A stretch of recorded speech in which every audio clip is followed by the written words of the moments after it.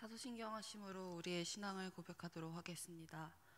전능하사 천지를 만드신 하나님 아버지를 내가 믿사오며 그 외아들 우리 주 예수 그리스도를 믿사오니 이는 성령으로 잉태하사 동정녀 마리아에게 나시고 본디오 빌라도에게 고난을 받으사 십자가에 못 박혀 죽으시고 장사한 지 사흘 만에 죽은 자 가운데서 다시 살아나시며 하늘에 오르사 전능하신 하나님 우편에 앉아 계시다가 저리로서 산자와 죽은 자를 심판하러 오시리라.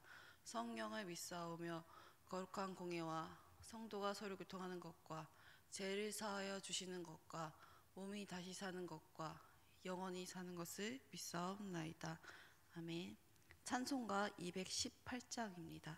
찬송가 218장입니다.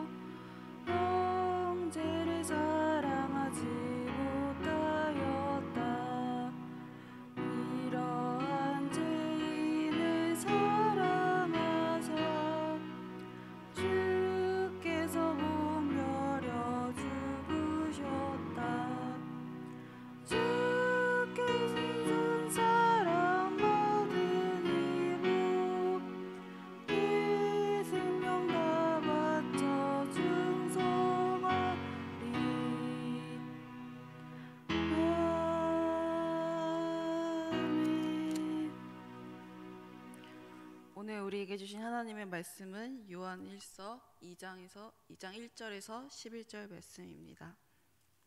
제가 봉독하겠습니다. 나의 자녀들아, 내가 이것을 너희에게 쓰면 너희로 죄를 범하지 않게 하려 함이라. 만일 누가 죄를 범하여도 아버지 앞에서 우리에게 대언자가 있으니 곧 의로우신 예수 그리스도시라. 그는 우리 죄를 위한 화목제물이니 우리만 위할 뿐 아니요 온 세상의 죄를 위하심이라. 우리가 그의 계명을 지키면 이로써 우리가 그를 아는 줄로 알 것이요 그를 아노라 하고 그의 계명을 지키지 아니하는 자는 거짓말하는 자요 진리가 그 속에 있지 아니하되 누구든지 그의 말씀을 지키는 자는 하나님의 사랑이 참으로 그 속에 온전하게 되었나니 이로써 우리가 그의 안에 있는 줄을 아노라. 그의 안에 산다고 하는 자는 그가 행하시는 대로 자기도 행할지니라. 사랑하는 자들아, 내가 새 계명을 너희에게 쓰는 것이 아니라 너희가 처음부터 가진 옛 계명이니 이 옛 계명은 너희가 들은 바 말씀이거니와 다시 내가 너희에게 새 계명을 쓰노니 그에게와 너희에게도 참된 것이라. 이는 어둠이 지나가고 참 빛이 벌써 비침이니라.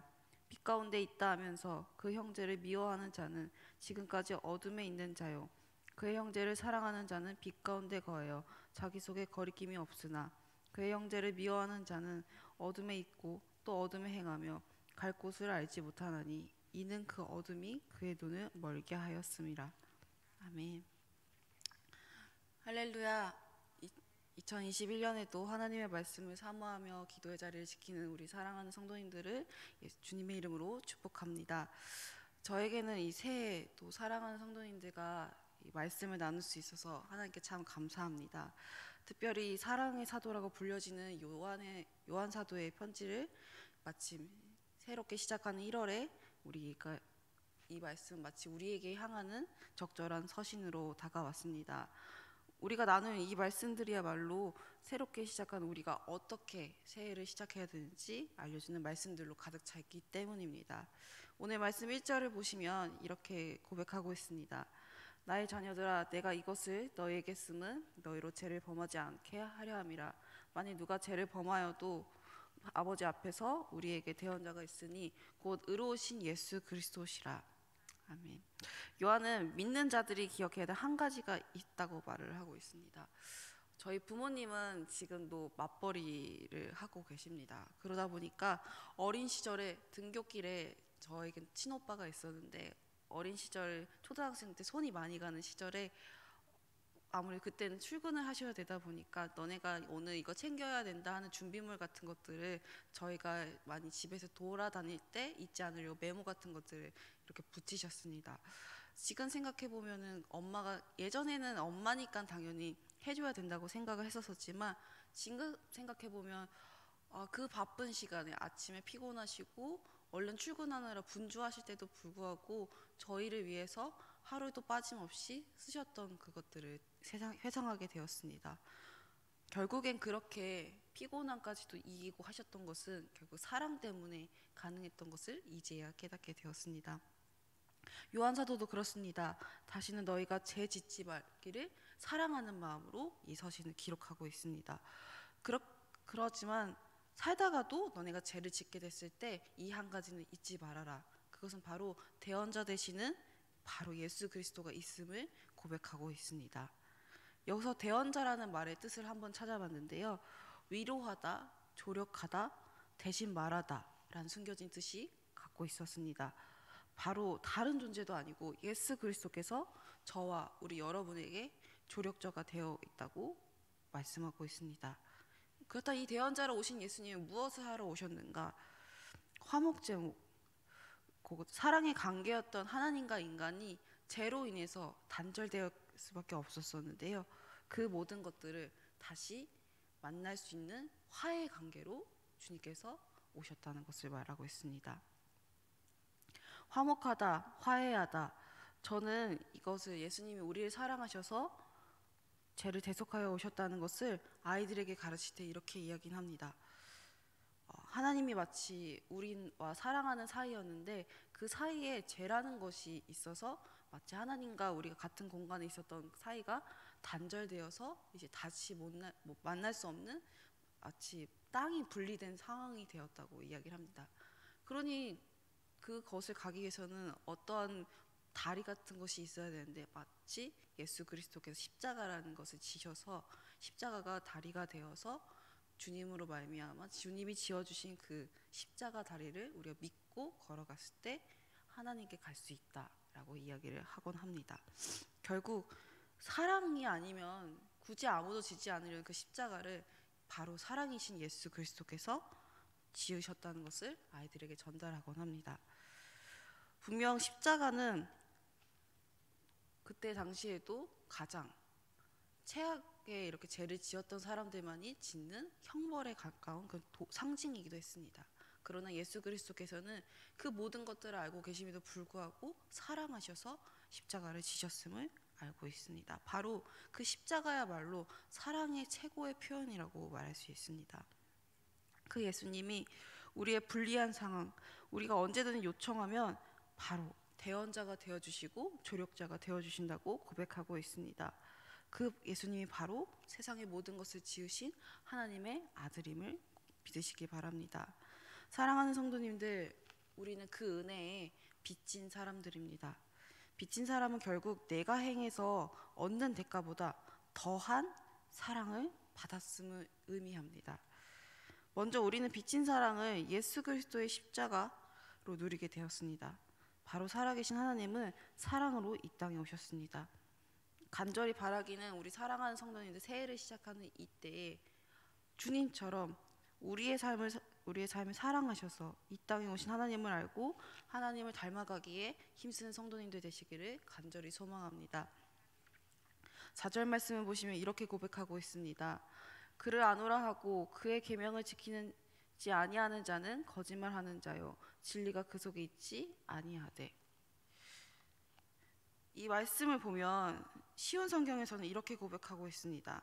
하지만 누군가가 나는 하나님을 알아요 라고 말하면서 그분이 명령하신 것에 순종하지 않는다면 그 사람은 거짓말쟁이입니다. 그는 진리가 없습니다 라고 시온 성경은 고백하고 있습니다. 배은망덕이라는 말이 있습니다. 이 말의 뜻은 은혜를 배신하고 베풀어준 덕을 잇는다 라는 뜻을 갖고 있습니다. 만약 우리가 십자가 사랑을 베풀어 주신 하나님의 은혜를 잊는다면 우리는 하나님 앞에서 거짓말쟁이에 불과할 것입니다. 진짜 사랑을 받아보면 그럴 수 없기 때문입니다. 사랑에는 움직이는 힘이 있습니다. 또한 움직이는 힘을 가지게 합니다.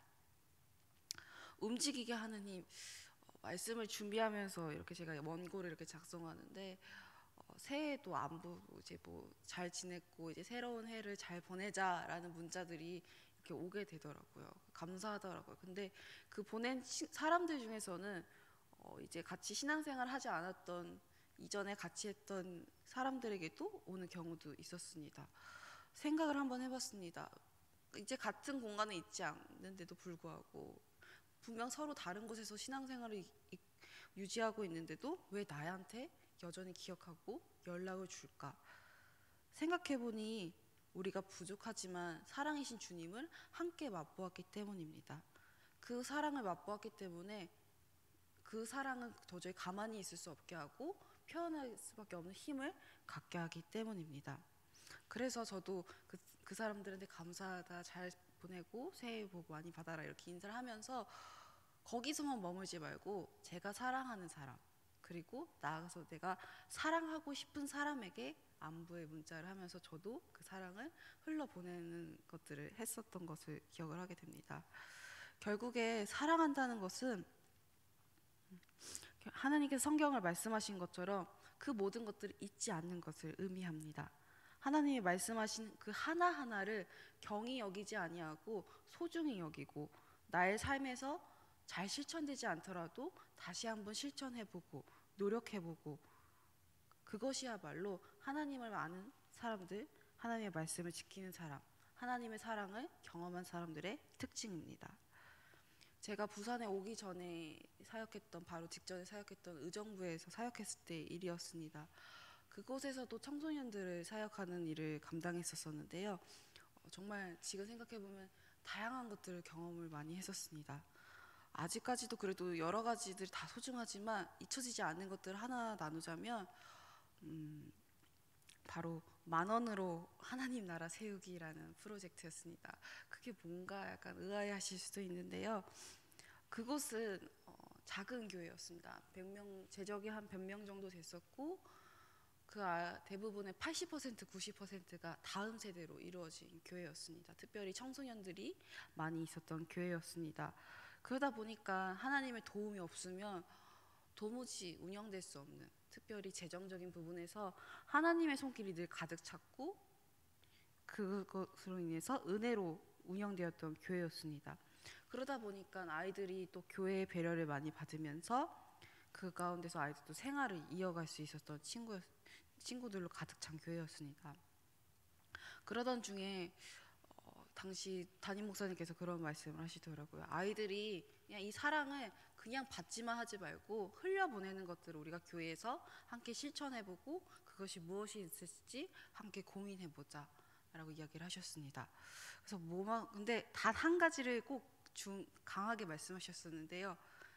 추상적이지 말고 실제적인 사랑을 경험해보도록 우리가 생각해보자. 많은 시간을 고민을 했었고 그래서 목사님께서 결정을 해주셨는데 10,000원으로 하나님 나라 세우기였습니다. 그건 무엇이냐면 청소년 청년들만 대상으로 했었었는데 도 앞에서 30명 정도 되는 친구들이었고 그 친구들에게 이제 한 사람씩 10,000원을 나눠주는 거죠. 그래서 10,000원을 나눠줘서 이것을 너네가 원하는 데 쓰지 말고 이것을 통해서 하나님의 사랑을 전해줄 수 있는 곳에 너네가 한번 일주일 동안 살아보고 실천해보도록 해라 라고 준 거죠. 근데 방금 말씀드린 것처럼 재정적으로 도움을 항상 하나님의 채움을 받아야 되는 교회다 보니까 대략 30만 원 정도를 교회에서 투자한다는 거는 엄청난 결심이 아니면 쉽지 않은 결정이었습니다. 그래도 그렇게 한 결정은 교회에서 같이 결정을 했었고, 이를 통해서 아이들이 하나님의 나라를 깨달을 수 있다면 그 정도의 지출은 아깝지 않다. 오히려 우리가 하나님의 나라를 세우는 큰 헌금이고 선교이다라고 생각을 했던 거죠. 그래서 아이들에게 중요한 것도, 요즘 아이들이 미디어 세대라고 말할 수도 있는데, 아이들이 어떻게 했는지 영상을 꼭 찍어서 제출하도록 해라. 그래서 저희가 다 추합을 해서 나중에 영상을 하나를 만들었었는데요. 그것들을 보면서 아이들이 과연 이 일들을 할까? 특별히 요즘 청소년들 학원 다니고 또 표현도 잘 안 하고, 표현을 한다 해도 정말 수많은 표현과 본인이 마음을 열지 않는다면, 존경하는 사람보다도 좋아하는 사람을 요즘 따르는 아이들이 과연 이것을 할까 고민이 많이 되었습니다. 그런데 애들이 이제 제출 기한이 되니까 하더라고요. 그래서 어떤 것들을 했는지 한번 이렇게 봤는데, 어떤 친구는 그렇게 고백하더라고요. 노상에서 나무를 파시는 노인분이 계셨었는데, 그 노인분이 이제 벌벌벌 이렇게 떠시더라고요. 근데 부산은 그래도, 부산도 많이 춥지만 의정부는 그거보다 2배 이렇게 추운 곳입니다. 근데 그곳에서 노상에서 이렇게 나무를 파시는 분이 계시니까 아이들이 마음이 동했나 봐요. 그분 마침 자기가 가진 그 10,000원으로 나무를 다 샀고, 근데 마침 그 나무를 샀을 때 그 10,000원어치가 그 노인분께서 이제 처리해야 되는 딱 그것만 팔면 집에 갈 수 있는 양이었던 거죠. 그래서 그 친구가 사서 그분도 달덜덜 덕 떨지 않으시고 집에 귀가할 수 있었고, 그 친구는 마침 도라지 나물 그런 거여서 집에서 이렇게 또 무쳐 먹고 부모님께 효도도 하고 그랬다고 하고요. 또 그것뿐만 아니라 어떤 친구는 자기가 살고 있는 아파트의 경비원 분께 그저 그냥 그분은 당연하게 그 일을 하시는 분이 아니라 감사한 분이다. 그렇다면 그분한테 어떤 걸 할 수 있을까?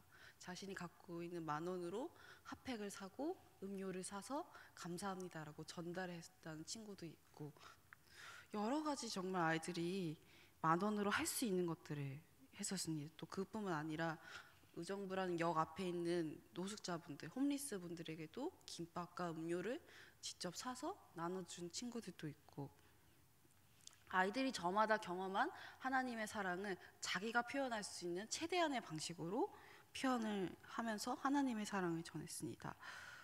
저는 그것들을 생각하면서 맞다, 이것이야말로 우리가 하나님의 사랑을 전할 수 있는 방법이고, 우리가 진짜 하나님을 안다면 이렇게 사랑을 표현할 수 있다라고 알 수 있었습니다.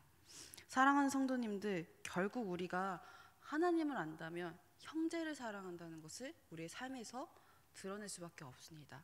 근데 중요한 것은 한 번으로 끝나는 것이 아니라 내 생각대로 되지 않더라도 꾸준하게 지속적으로 그 삶을 이행하는 것이야말로 하나님을 사랑하는 사람이라고, 하나님을 아는 사람이라고 고백할 수 있습니다.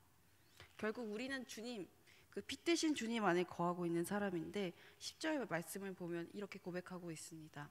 그의 형제를 사랑하는 자는 빛 가운데 거하여 자기 속에 거리낌이 없으나. 여기서 거리낌이라는 원어의 뜻을 찾아보면 다른 사람을 넘어뜨린다라는 뜻을 갖고 있습니다. 결국 거리낌이 없다는 것은 예수님 안에 있는 사람은 결코 다른 사람을 넘어뜨리지 않는다. 결국 다른 사람을 잘못되게 할 수 없다는 이야기를 갖고 있습니다. 행여 형제를 미워하게 된다면 이는 어둠이 그의 눈, 무엇을 판단하고 보게 하는 힘을 찾지 못하게 한다는 것을 고백합니다. 형제를 사랑하지 못한다면 우리는 결국 형제를 넘어뜨릴 수밖에 없는 흐릿한 시야를 갖게 될 수밖에 없다는 것입니다. 사랑하는 성도님들, 우리는 하나님의 사랑을 먼저 받은 사람입니다. 사랑은 움직이는 힘을 가지고 있습니다. 내가 사랑하고 싶은 사람에게, 그리고 과연 저 사람, 거기서부터 시작해서 과연 저 사람까지도 사랑할 수 있을까? 그 사람에게까지 이르는 것이야말로 진정 하나님을 사랑하고 하나님을 알고 있다는 증거로 우리가 볼 수 있습니다. 오늘 이 말씀을 들으시고 이제 하루를 살아가실 텐데, 간절히 바라기는 여러분 먼저 떠오르는 사람에게 한번 사랑을 표현해 보십시오. 그 사랑이라는 게 뭐 직접적으로 표현하실 수도 있겠지만 꼭 그게 아니어도 괜찮습니다. 안부 인사도 그 안에 사랑이 담겨 있다면 그거마저도 사랑을 실천하는 삶의 시작일 것입니다. 왜냐하면 주님께서 우리에게 화해의 길을 만들어 주셨듯이 우리도 그러한 일을 행해야 되는 임무를 오늘 우리에게 허락하여 주셨기 때문입니다. 하나님은 우리를 그저 분열하고 질투하고 시기하는 존재로 만든 것이 아니라 화평하는 자로 부르셨습니다. 혹여나 우리 성도님들 가운데서 형제를 미워하는 마음으로 저 사람 품고 싶은데도 불구하고 품기 어려운 분들 계시니까 오늘을 통해서 한번 그 형제를 미워하고 괴로워하는 마음을 한번 이제 끝내시고 이제 다시 한번 하나님을 사랑하는 삶을, 그 사람마저도 사랑할 수 있는 힘을 저에게 주십시오. 형제를 그럼에도 불구하고 사랑할 수 있는 힘을 하나님 허락하여 주시옵소서라고 간구하는 우리 성도님들 되시길 소망합니다. 왜냐하면 주님을 마음에 모신 사람은 바로 거리낌 없는 삶을 지향할 수밖에 없기 때문입니다. 간절히 바라기는 올해의 시작을 형제를 사랑하는 삶으로 시작하시길 바랍니다. 특별히 지금 삶이 더욱더 딱딱해지고 있습니다. 새해라고 말은 하지만 솔직히 말하자면 그렇게 새해 같은 느낌이 들지 않은 올해를 맞이하고 있습니다. 하지만 여러분, 믿음의 사람들은 어떤 상황에도 흔들리지 않고 우리에게 말씀하신 하나님의 말씀을 따르는 사람들입니다. 사랑하는 성도님들, 아무리 어려운 상황이 있을지라도 우리가 변하지 말아야 될 한 가지가 있는데 그것은 바로 사랑을 계속 실천하는 삶입니다. 그런데 어쩌다 보니 우리가 이웃을 사랑하는 것을 제일 먼저 포기하는 자기 중심적인 삶을 살고 있습니다. 여러분, 거기에 휘말리지 마시고 새해가 시작된 이 시점에 형제 사랑하기를 다시 시작하기를 소망합니다. 그렇게 살지 못한 삶을 이제 낭망하지 마시고 그럼에도 괜찮다, 다시 한번 형제를 사랑해라 라는 건면한 하나님의 말씀을 붙잡고 나아가시길 소망합니다. 바로 내 힘이 아닌 예수 그리스도, 모든 것을 품게 하시는 힘이 바로 예수 그리스도를 통해서 나타나게 됩니다. 그래서 결국 그 주님을 바라보고 주님을 깊이 묵상할 때 비로소 내가 저 사람까지도 사랑할 수 있는 힘이 나오는구나를 경험하시기를 간절히 소망합니다. 왜냐하면 예수 그리스도야말로 정말 이 상황에서 정말 저는 사랑할 수 없는데 주님 믿고 한번 실천해 봅니다 하면 몸과 마음의 여유를 주시는 것들을 경험할 수 있거든요. 또 저도 그 경험을 했기 때문입니다. 그래서 간절히 바라기는 오늘 하루를 살아가실 때 주님께서 희생의 사랑, 십자가를 보여주셨듯이 우리 사랑하는 성도님들도 주님을 따라 오늘을 형제를 사랑하는 데 힘쓰시기를 간절히 소망합니다. 기도하시겠습니다. 사랑의 하나님, 감사합니다. 새해 첫 시작을 주님의 말씀과 기도로 시작할 수 있게 허락하여 주심에 감사드립니다. 하나님을 진정 안다면 우리는 형제를 사랑할 수밖에 없습니다. 그러나 하나님, 우리의 삶이 어떤지 돌아보게 하여 주시옵소서. 주님을 안다고 하면서도 나를 더 사랑하길 급급했고 형제를 사랑하기를 뒤로 밀었던 우리의 모습을 회개합니다. 주님, 우리에게 긍휼의 역사를 허락하여 주시옵소서. 하나님, 주님처럼 형제를 십자가를 끌어안듯이 사랑할 수 있는 은혜를 우리에게 허락하여 주시옵소서. 넘어질 때마다 주님을 묵상하게 하여 주시고 그리하여서 더욱더 그 과정을 통하여서 주님처럼 단단해지고 끝없는 사랑을 실천하는 주님의 귀한 성도님들 될 수 있도록 오늘 하루를 허락하여 주시옵소서. 살아계신 예수님의 이름으로 기도합니다. 하늘에 계신 우리 아버지여, 이름 거룩하게 하시며 아버지의 나라가 오게 하시며 아버지의 뜻이 하늘에서와 같이 땅에서도 이루어지게 하소서. 오늘 우리에게 일용할 양식을 주시고 우리가 우리에게 잘못한 사람을 용서하여 준 것 같이 우리 죄를 용서하여 주시고 우리를 시험에 빠지지 않게 하소서. 나라와 권능과 영광이 영원히 아버지의 것입니다. 아멘. 이 시간 하나님께서 오늘 주신 말씀 붙잡고 하나님, 오늘 우리가 주님처럼 주님을 안다면 형제를 사랑하기를 포기하지 않는 삶을 살아가게 인도하여 주시옵소서 라는 마음 가지고 주여 한번 외치고 기도하도록 하겠습니다. 주여! 하나님 아버지, 감사합니다. 주님께서 오늘 말씀과 기도로 시작하게 하여 주심에 감사합니다.